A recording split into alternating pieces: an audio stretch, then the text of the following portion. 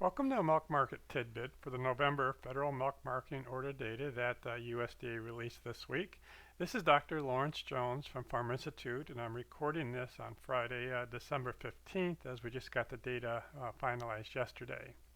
All right, so let's look at the statistical uniform prices. And the big news overall, they were down on a weighted basis about 24 cents from October.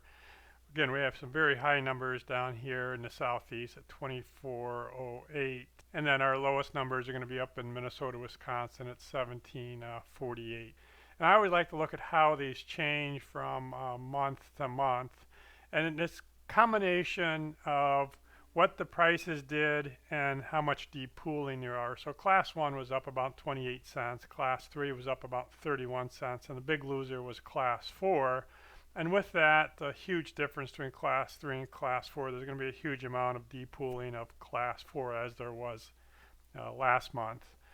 So again, you're going to see some negative numbers at 91 cents in the southeast, and then some that are pretty well neutral at California, which is down 3 cents. But overall, it was in that minus 20 to 30 cents. Minnesota, Wisconsin was actually up 20 cents, but that's because there's such a high class 3 utilization area.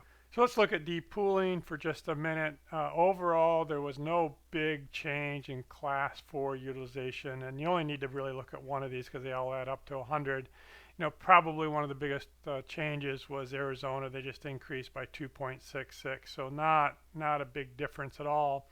And then down here on the right, we look at the change in the daily production. And to me, there's just about as much red as there is green.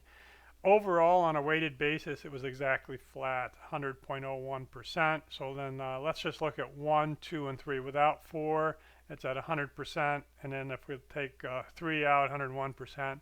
So to me, it looks like it's pretty much kind of even. Here's our overall class utilization, and in fact, if we look at USDA, which is down here on the right, previous Novembers are usually flat with October. So that's how we kind of went into this. Here's our total milk, and so that was flat. Class 3 was flat. Class 1 was basically flat, so everything, no major differences from October. This is our total utilization. Here would be our total capacity, and we're off of that by quite a bit. And if we actually look at class 3, which is the cheese side, because we're getting ready to build a bunch of new cheese plants, this would suggest we're running about 92% of capacity. So again, there's about another 8% that's unused at this point. And it looks like we could actually handle about another 19 million pounds a day if we come back to where we used the max capacity here. If we look at our class 1 utilizations across the country, we're 28.3, but the highest utilization is down here in the southeast. Everybody else is at 20 to 30% range. And if we look at class 3, we're running about 55%. Now we have no data for Idaho and these areas in here, which is going to add a significant amount of class 3. But in the federal order, this is going to be unusually high because class 4 utilization is down. But again, you can see Minnesota, Wisconsin at 92%, California 72% because they've taken all the class 4 out. And then finally, the fat values were very strong on a weighted basis. We're 4.28. That's up from last month again, and very strong in the northwest at 4.58.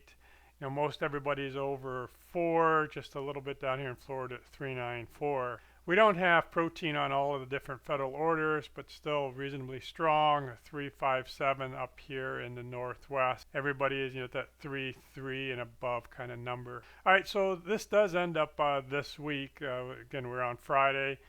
We had the National Dairy Sales Report and the Statistical Uniform Report, but next week's the big week. Hang on, buckle up your seatbelt. We're going to have a milk production report, a global dairy trade, advanced prices, and cold storage. So we've got 4 big reports next week.